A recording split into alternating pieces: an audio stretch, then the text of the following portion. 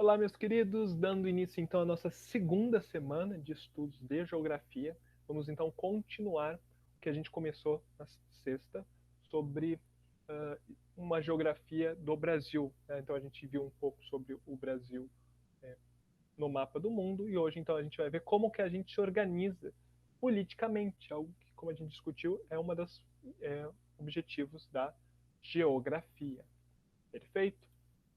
Bem, primeiro, o Brasil, então, é uma república presidencialista federativa, sendo que o nome oficial, então, do Brasil é República Federativa do Brasil.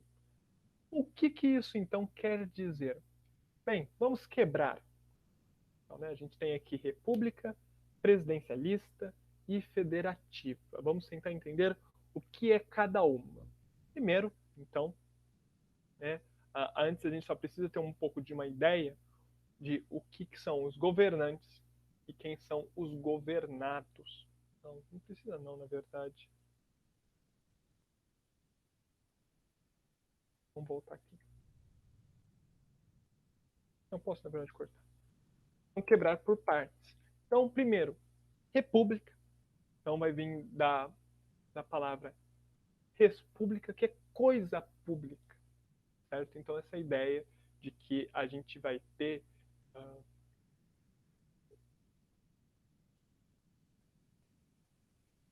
então, quebrar por partes.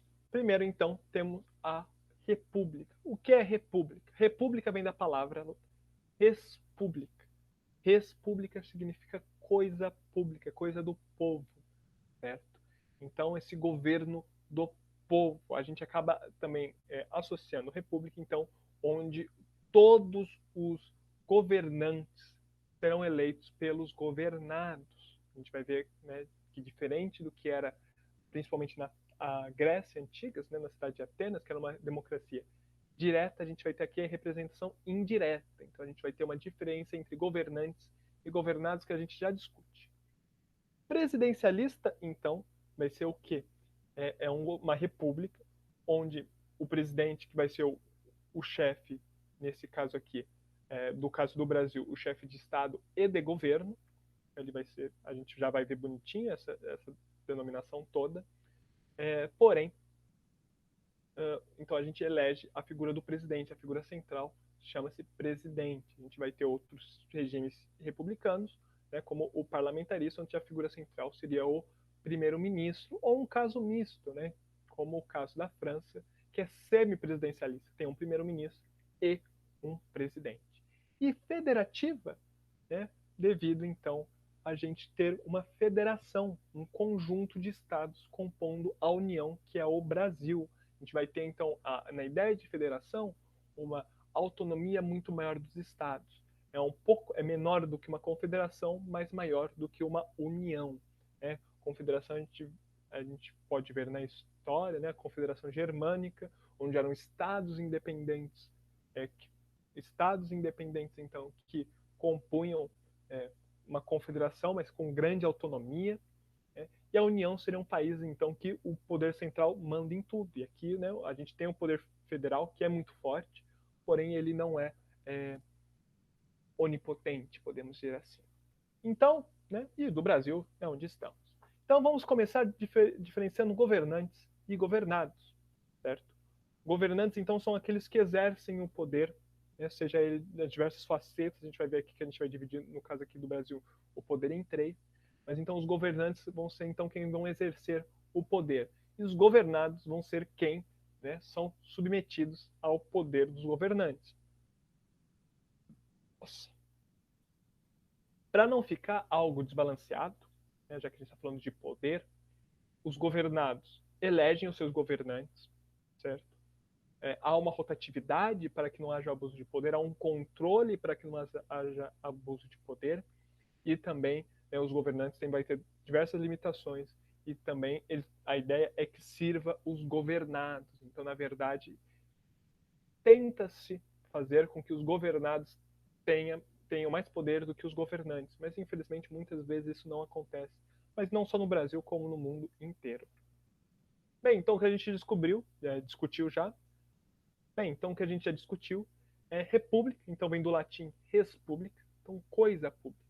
Então, como os governantes brasileiros são todos eleitos por eleitores, não é todo mundo que vota, a gente vai ter eleitores, e é bem amplo a parte de eleitor no Brasil, você só precisa ter acima de 16 anos, né?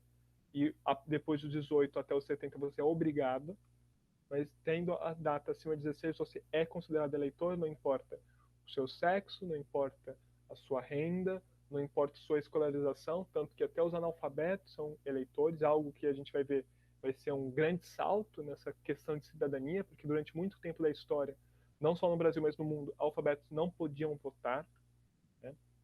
Então, é por conta disso, como todos os governantes são eleitos diretamente, né? A gente vota, né? Eles então somos considerados então uma república. E aí a gente vai ter a democracia representativa ou indireta e a democracia direta. A democracia direta, então, é o que foi discutido, né, na Grécia. Quem quiser dar uma olhada na aula de história, se não me engano, na aula 4 de história, sobre Atenas e Esparta, discutimos um pouquinho disso, certo? Então, é onde cada um se autorrepresenta, né? Cada um tem a sua opinião, então vai lá, comenta sua opinião, defende e tudo mais.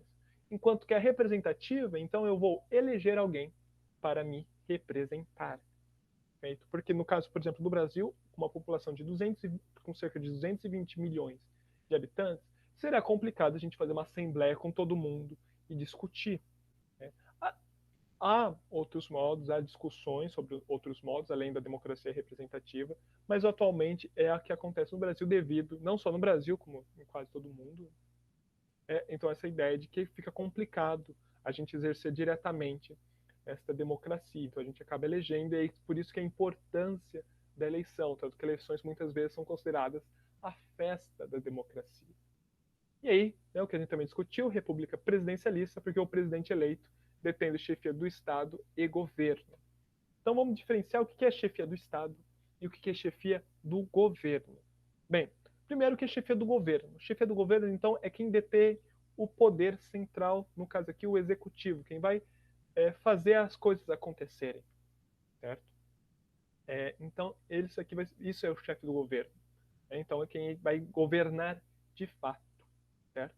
Enquanto que chefe de Estado é aquele que representa esse Estado com E maiúsculo, a gente já discute um pouquinho disso, mas quem vai representar o país, seja internamente, seja no exterior, né, para os outros países também. Um exemplo aqui fica meio complicado, porque o caso do nosso presidente, ele detém ambos os cargos. Mas um caso fácil de observar isso é no caso da Inglaterra. Primeira coisa que a gente pensa na Inglaterra, quando a gente vai pensar em política, alguma coisa, vem a figura da rainha da Inglaterra.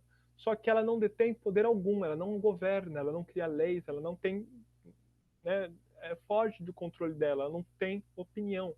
Só que ela é um símbolo do país, no interior do país, para o próprio Reino Unido, quanto para o exterior, né, o mundo todo a ver como o símbolo inglês. Então ela é chefe de Estado. Enquanto que o primeiro-ministro, né, no caso atual, o Boris Johnson, ele é quem realmente detém o poder de governar. Certo? Então ele é apenas chefe de governo. Então na Inglaterra é dividido esses dois cargos. O primeiro-ministro, então, chefe de governo, e a sua majestade com o chefe de Estado. Enquanto que aqui no Brasil, né, o presidente Bolsonaro detém ambos. Perfeito? E aí o caso de federal. Então, o Estado brasileiro, e aqui a gente chama Estado brasileiro com E maiúsculo, a gente vai diferenciar Estado, que é o que a gente vai chamar de país, de E maiúsculo, com Estado menor, que é o que a gente vai chamar, né, então, os componentes, né? Bem, então, o Estado brasileiro, com E maiúsculo, é dividido em unidades federativas, que a gente vai chamar de UF, né, unidades da federação, que a gente chama de Estado. É que podem ser outras coisas além de Estado, né? Então, a gente podia ter comunidade federativa, territórios, que a gente não tem no Brasil nenhum território, ilhas, poderíamos ter possessões, então podia ser várias coisas. Só que no caso, todas as nossas unidades federativas são, todas não, desculpa, com exceto do Distrito Federal, certo? Todas as outras unidades federativas são estados, né? O Distrito Federal é um distrito. Então eles vão, todas as unidades federativas vão vão participar então de um pacto federativo para criar então a União, que é o Brasil. Então cada unidade federativa vai possuir uma grande autonomia frente ao poder central. E esse poder central então é o poder federal, que a gente vai chamar de União. Então muitas vezes quando a gente ouve, a União vai fazer isso, Procuradoria Geral da União, se referindo então ao poder central. E aí, na nossa Constituição de 1988, temos isso de que o país é então composto pela união indissolúvel, então que não pode ser separado, entre os municípios, os estados, o Distrito Federal e a União. Quando a gente junta tudo isso, certo? Os municípios, o estado, mas os estados não são feitos de municípios. Mas temos organizações diferentes, é diferente uma organização municipal, é diferente uma organização municipal e uma organização estadual, ou distrital, no caso do Distrito Federal. Então a gente tem a união de tudo isso, e da União, que também é uma organização diferente, para compor então o Brasil. E o que é interessante é que federação então vai surgir em contraponto à ideia de Estados Unidos, não dos Estados Unidos, o país. A formação de Estados Unidos, né? Durante muito tempo o Brasil foi considerado Estados Unidos, onde no formato dos Estados Unidos os estados vão possuir menos autonomia frente ao poder central. Aqui, cada estado tem sua própria Constituição. Se você procurar ali bonitinho, Constituição do Estado de São Paulo, você vai encontrar a Constituição do Estado de São Paulo. Os municípios também têm uma certa autonomia, vão ter uma lei orgânica do município. Ele vai ter menos força, mas vai ter uma hierarquia, né? Nada pode estar acima da Constituição Federal, no Estado nada pode estar acima da Constituição Estadual, e no município nada pode estar acima da Constituição Municipal. Certo? Então essa parte limitante. Perfeito? Não. Só que o que acontece que é muito interessante nos Estados Unidos, mesmo tendo esse nome, os estados possuem muito maior autonomia que no caso do Brasil, que é uma federação, alguma coisa que é assim, né? A denominação é essa, né? A federação então é maior autonomia, e Estados Unidos seria menor, porém acontece o oposto no país Estados Unidos da América. Perfeito? E, como eu disse, o Brasil durante muito tempo era Estados Unidos do Brasil, ele vai mudar apenas durante o regime militar. E temos aqui no Brasil a teoria dos três poderes de Montesquieu.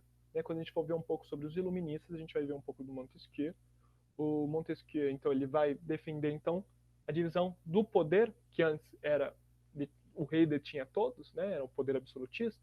Ele vai defender então a separação do poder em três: o poder legislativo, que irá criar as leis, o executivo, que vai executar as leis, e o judiciário, que vai julgar as leis.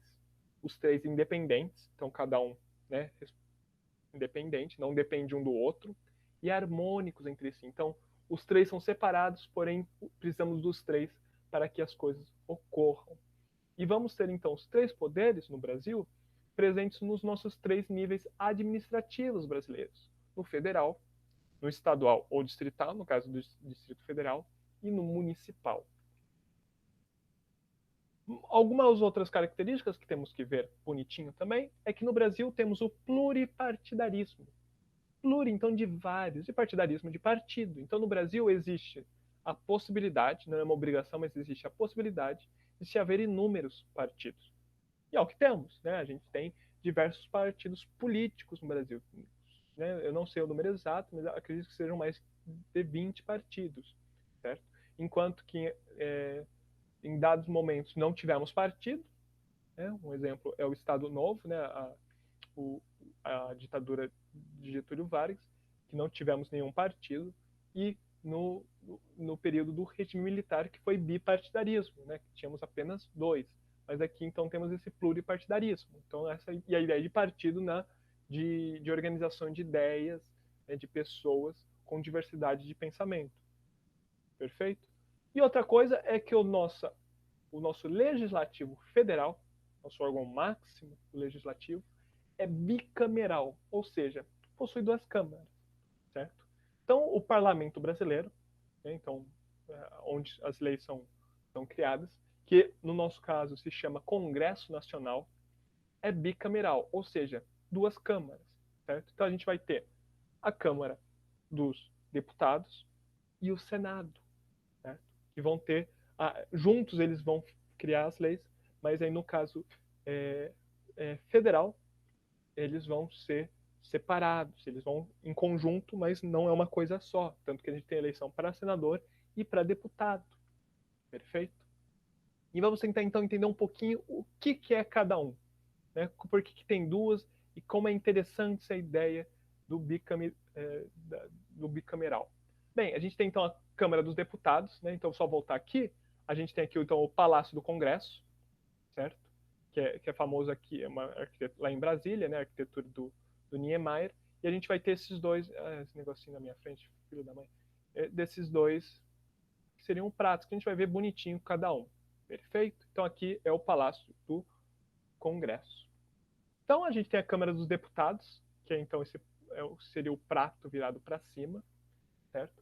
Que, né, vai representar a população de cada estado, certo? Então os deputados vão representar a população dos estados, que vai variar. Temos estados com, né, nem todo estado tem exatamente o mesmo número de pessoas. Vamos ter estados superpopulosos, como São Paulo, e pouco populosos, como o caso do Acre, certo? Então temos 513 deputados ao todo, o que parece um número expressivo, mas esse número é aproximado, é o que tem de deputados na Câmara Baixa, né, que seria a Câmara dos Deputados do Reino Unido, certo? Que é um país com dimensões muito inferiores ao do Brasil, certo? Mas então a gente tem 503 deputados ao todo, que então são proporcionais à população de cada estado. Então São Paulo, por exemplo, terá 70 deputados eleitos. Minas Gerais, outro estado populoso, 53 deputados eleitos. Enquanto que o Acre, o estado menos populoso, terá apenas 8 deputados eleitos. E mesmo que isso aqui a gente acabe representando muito bem a população brasileira, né? Há um cálculo bonitinho de quanto será esse número de cada deputado, né, tirado na sorte. Então representa bem. Temos então aqui, por exemplo, uma força maior dos estados populosos. Então, por exemplo, São Paulo dominaria a política brasileira. E é o que a gente vai ver, é o contraponto que surge o Senado. Só explicar a ideia aqui arquitetônica por trás dessa, né, porque há um motivo, né, de por que o prato virado para cima, é que no caso da Câmara dos Deputados, o poder então ele começa de baixo e vai para cima, né? Então essa ideia de ir crescendo, né? Então, como representa a população, então é algo mais, né, democrático, algo mais representativo. E aí então, né, surge o Senado, que vai representar cada estado, certo? Sendo assim, vai ter o mesmo número de senadores para cada estado, não importa a população, porque para a União todos os estados são iguais. São Paulo não é melhor ou pior do que o Acre, certo? Ou como qualquer outra das unidades federativas. Então, São Paulo, que a gente viu que tinha 70 deputados, vai ter 3 senadores. Minas, que tinha mais de 50, 3 senadores. O Acre, que tinha só 8 deputados, também vai ter 3 senadores. Então, essa ideia de ser bicameral, a gente tentar balancear, né, o poder. O que acontece é que as propostas podem surgir tanto na Câmara quanto no Senado, e em algum momento elas trocam, certo? Elas trocam de casas para serem aprovadas, só são passadas para a sanção presidencial, então para o presidente realmente assinar e virar lei, quando as duas casas aprovam, perfeito? E aí seria o prato virado para baixo. E é virado para baixo, né? Que aí o Senado, com a origem romana, né, a gente na aula de história já tem bonitinho ali falando sobre o Senado. Então, essa ideia então de Senado de senator, né, de pessoal mais velho, sênior, então já voltado para baixo, que é um pessoal mais, que seria então um pessoal fechado, um pessoal que faria umas reflexões mais astutas, podemos falar assim. Então por isso que é voltado para baixo o prato, esse é o motivo. E aqui então um pouco da nossa organização política brasileira nos dois principais níveis. Eu vou trazer aqui no nível federal e no nível estadual. Então a gente tem, né, no chefe do executivo, quem executa as leis, o presidente da República, que atualmente é representado pela figura do Jair Bolsonaro. O nosso legislativo, então, bicameral, vai ter duas figuras. Vai ter o presidente da Câmara dos Deputados, que no caso é o deputado Rodrigo Maia, e o presidente do Senado Federal, que no caso é o senador Davi Alcolumbre. É interessante que a gente vai ter nesse caso aqui, do Legislativo, uma trocazinha. É uma coisa interessante. O gato. É uma coisa interessante, então. Quando